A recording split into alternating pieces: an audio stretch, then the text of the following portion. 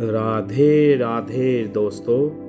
हिंदू धार्मिक ग्रंथ ज्ञान का भंडार हैं। इन्हीं में से एक महर्षि वेदव्यास द्वारा रचित महाभारत ग्रंथ भी है।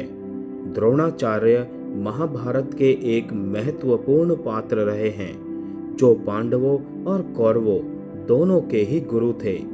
द्रोणाचार्य ऋषि भारद्वाज तथा घृताजी नामक अप्सरा के पुत्र थे तथा आज हम आपको महाभारत में वर्णित उनसे जुड़ी एक कथा बताने जा रहे हैं। कथा में आगे बढ़ने से पहले मेरा आप सभी से हाथ जोड़कर निवेदन है, मेरे चैनल को सब्सक्राइब करके बेल आइकन को जरूर प्रेस कर दीजिएगा। तो चलिए कथा को आगे बढ़ाते हैं। महाभारत ग्रंथ में ऐसी कई घटनाओं का जिक्र मिलता है जो व्यक्ति को अचरज में डाल सकती है। आज हम आपको महाभारत में वर्णित एक कथा बताने जा रहे हैं, जिसके अनुसार द्रोणाचार्य ने राजा द्रुपद से बदला लेने के लिए अपने शिष्यों का सहारा लिया। पांचाल नरेश का पुत्र द्रुपद और द्रोणाचार्य में गहरी दोस्ती थी। दोनों ने साथ ही शिक्षा प्राप्त की थी।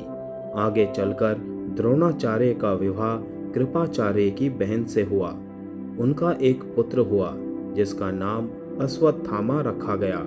वो अपने पुत्र से बहुत प्रेम करते थे, लेकिन गरीब होने के कारण वो अपने पुत्र की सही से देखभाल नहीं कर पा रहे थे। जब उन्हें पता लगा कि द्रुपद अब राजा बन चुका है, तो वो बहुत प्रसन्न हुए और अपने मित्र से मदद मांगने की सोची।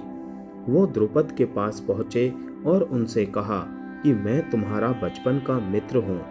द्रुपद, क्या तुमने मुझे पहचाना? लेकिन राजगद्दी के मद में चूर राजा द्रुपद को द्रोणाचार्य का आना अच्छा नहीं लगा। तब उन्होंने द्रोणाचार्य से क्रोध में आकर कहा कि ब्राह्मण सिंहासन पर बैठे हुए एक राजा के साथ एक दरिद्र प्रजाजन की मित्रता कैसे हो सकती है। इन कठोर वचनों को सुनने के बाद द्रोणाचार्य बड़े लज्जित और क्रोधित भी हुए। तब उन्होंने निश्चय किया कि एक दिन मैं इस अभिमानी राजा को अवश्य सबक सिखाऊंगा। इसके बाद द्रोणाचार्य हस्तिनापुर के राजकुमारों को अस्त्र शिक्षा प्रदान करने लगे। जब राजकुमारों की शिक्षा पूरी हो गई तो द्रोणाचार्य ने उनसे गुरु दक्षिणा के रूप में पांचाल राज द्रुपद को कैद कर लाने के लिए कहा। उनकी आज्ञानुसार सबसे पहले दुर्योधन और कर्ण गए और द्रुपद के राज्य पर धावा बोल दिया, लेकिन द्रुपद के आगे टिक न सके। तब द्रोणाचार्य ने अर्जुन को भेजा।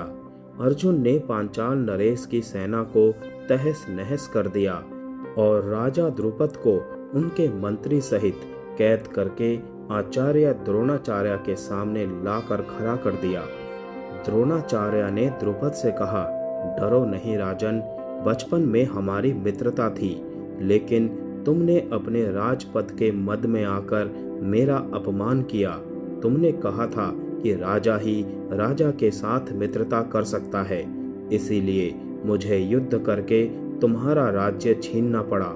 लेकिन मैं तुमसे अभी भी मित्रता रखना चाहता हूँ, इसीलिए आधा राज्य तुम्हें वापस लौटा रहा हूँ। अब हम दोनों की हैसियत बराबरी की हो गई। यह सब कहते हुए द्रोणाचार्य ने द्रुपद को बड़े सम्मान के साथ विदा कर दिया। जय श्री कृष्ण।